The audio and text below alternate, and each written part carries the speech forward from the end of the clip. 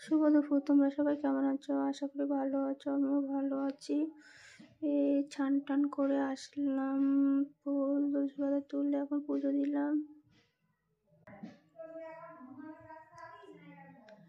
ঠাকুর পুজো দিলাম। এটা রাধাকৃষ্ণ, এটা লক্ষ্মী। দুটো সিংহাসন ছিল, একটা যাকে দিয়ে দিচ্ছে, ঠাকুর আলাদা করা হয়ে গেছে।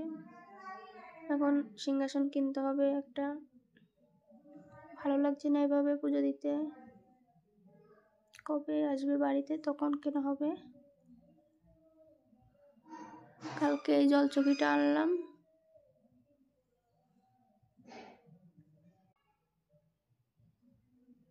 কবে কিনবো একটা সিংহাসন।